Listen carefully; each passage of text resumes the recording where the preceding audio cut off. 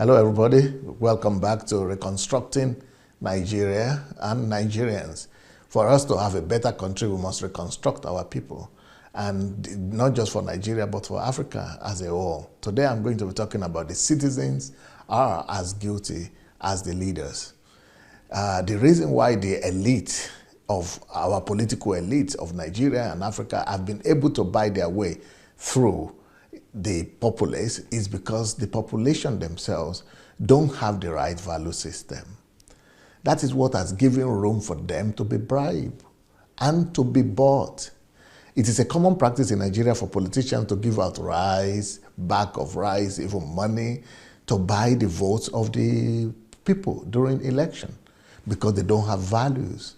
It is in a place where the people themselves don't have values. That is where we have corrupt politicians. If the people, the populace, have value system, there will be no corrupt politicians. This is largely due to the fact that the society does not have a moral compass, nor ethics, nor values to stand against these politicians that are buying their votes. It is therefore a common practice for people in Africa to look forward to even receiving the share of money by politicians because they are saying it as a share in their own national cake. They want to be a part of the national cake, which is corruption. So because the people are corrupt, that's why the leaders are corrupt. They compromise their values and they sell their votes even though they know it is wrong in their heart. So this specific act of corruption from the people is supposed to be enough in the eyes of this act of corruption from the people is what is giving boldness to the politicians without shame to be giving out rice and buying votes and things like that because the people themselves are corrupt. They are taking that money from them.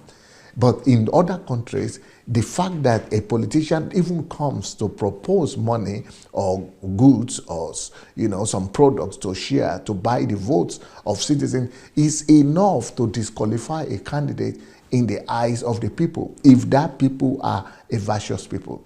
So there should be a moral stand against distribution of goods and gifts and money to voters in order to buy their votes, especially if those people have values. So the fact that that is happening among our people means that our people don't have values. So which also means that the biggest problem we have is not the problem of leaders, but it's the problem of citizens. It is the citizens that are corrupt themselves, that have corrupt values, that are entertaining corrupt politicians.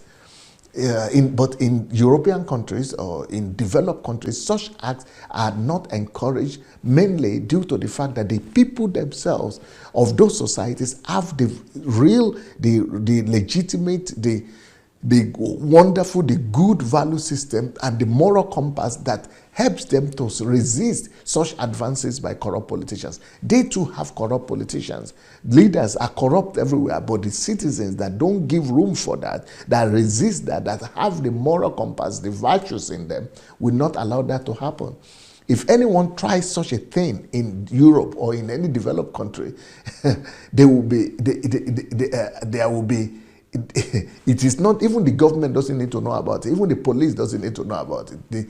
The judges doesn't need to know about it. It is the people themselves that will submit such politicians to the judiciary and to the police. Because of their values, they will resist such politicians. And they themselves will make sure that such person is banned from politics for life. They will force the judiciary to act against such politicians and cause the law of the land to be enforced. So such politicians will be disqualified because of the reaction of the populace, of the people. Such politicians will be barred from office because of the protest that will come from the people, because they have values that is not permitting them to be bought over. So when the people is not corrupt, the government cannot be corrupt. So recently, for example, in Nigeria, every Nigerian knows this story. There is this ex-governor that was about to be prosecuted in Nigeria for corruption. And his people will not allow him to be prosecuted. The people went and blockaded the roads to his house. They would not allow policemen to arrest him Then eventually the man ran away to another country, and from that country he was arrested, and he was transferred to England, where he was later prosecuted, and he was sent to prison. Do you know that even when he was in prison, he was proved guilty by an independent law? There are some people still in Nigeria who are defending him, saying that it's a political thing. It is Nigeria, it is Obasanjo or Nigerian government that ordered for him to be arrested. It is politics, it is this and that. Even after being proved guilty, even after serving his sentence, even while still serving his sentence, his people went to England to protest, because they are thinking that the English court is like Nigerian court, where they could just use political influence and protest to set the man free. So it is that this shows the corrupt value system of our people. If our people are corrupt, if the people themselves are corrupt, why should you blame the government? Why should you blame the leaders? The lead in such if any of such people were to be elected, these people that are protesting and saying everything is political, whenever anybody is sentenced to prison, everybody will be protesting that it is politics. It is politics. So, but especially if it is their own people. So there is no surprise that those same people, when they will be elected to become governors or chairman of local governments, they will also be as corrupt as the person they were defending, because it is the value system that is corrupt. It is the values of the people that is corrupt. So it's not just about the leaders, it's about the corrupt value system of our people. In Nigeria, the citizens will rather rejoice that their sons are the ones getting the chance to be in politics or to steal the money. Even if you catch somebody, a politician that is stealing, people will say it is our person, it is our son. So he's only taking part of his own national cake. And you will tell them that it's our son now. Is he the only one shopping? Why is it that other people are allowed to shop and he's not being allowed to shop? Let him shop, Joe. Other people have taken their own. So it is now our turn that they will be saying we shouldn't shop. When you have that kind of mindset, turning every criminal act or political vendetta, then that is why we have corrupt nation. So it's not just about the politicians, it's about the people. But in any country, this kind of thing is not going to be tolerated. In Nigeria, if you are not corrupt and you are not stealing, your people will going to look at you and say, dangerous person. They will say he's been there in the government for 2 years or 3 years, he has not gone the road, he has not done this, he has not done this for his people. He will be regarded as a dangerous person. In fact, a leader who does not condone bribery in Nigeria is seen as a wicked, stingy, tight-fisted leader, because he's not allowing others to eat, and he's not eating himself and he's not allowing others to eat. That goes a long way to tell us how much of the work of reformation that needs to be done in Africa. We need to, the work of change in Africa and reformation needs to be about reorientation of our people. We need to change the minds and the values of our people. It is the total, comprehensive national reorientation that we need. This is the first change that must take place before our country could change. If a thorough work of value orientation does not take place in Africa and in Nigeria in particular, there is no amount of change of government, there is no amount of change of leaders that will bring about the kind of transformation that we want for our nations. So the point I'm emphasizing is that while the change should indeed start from the leaders, all right? But if the leaders are not changing, let us, we citizens, begin to take responsibility for our own country. Individual citizens, social organizations, NGOs, pressure groups. Let's begin to work among our citizens to demand change for them. Let's begin to, carry out the work of national reorientation, and that will change the mind and the values of our people. We must start a comprehensive campaign, propaganda, to be able to renew the mind and the values of our people. And we must begin to, teach our people that values is more than money, is more than gain. And we must begin to sensitize them about rejecting such politicians that are giving them bribe and things like that. When this happens, if the citizens, ordinary citizens, and that's why I'm going back to Nigeria, I want to go and lead such a campaign.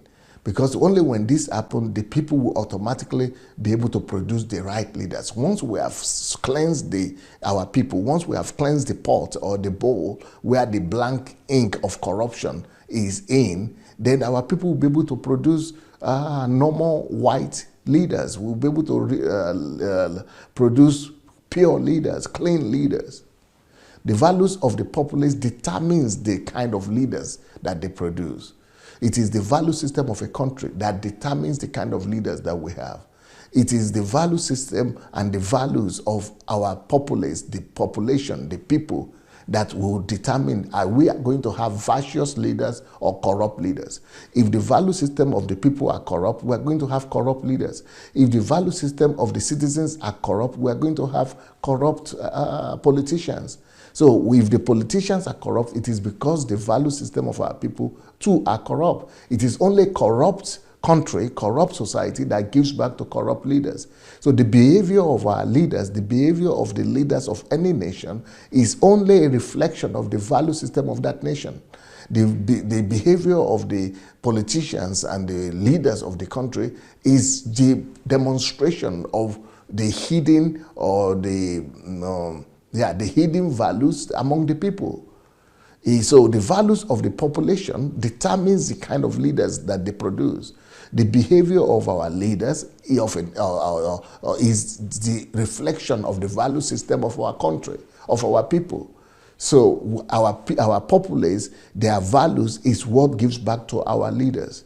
We give back to the leaders in accordance to the values of the populace, and those leaders are going to reflect those values of the populace.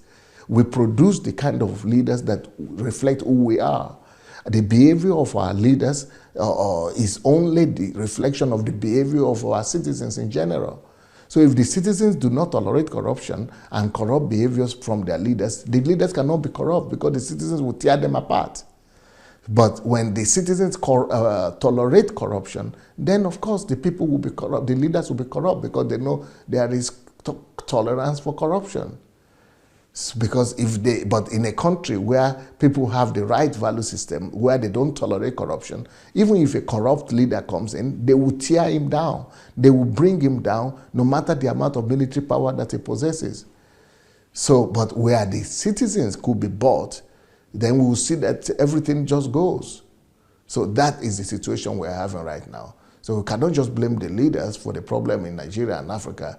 We have to blame ourselves, the citizens. And that's why each one of us must raise up our voices and begin to do what we can do where we are to change the value system of our people for the love of God, church and nation.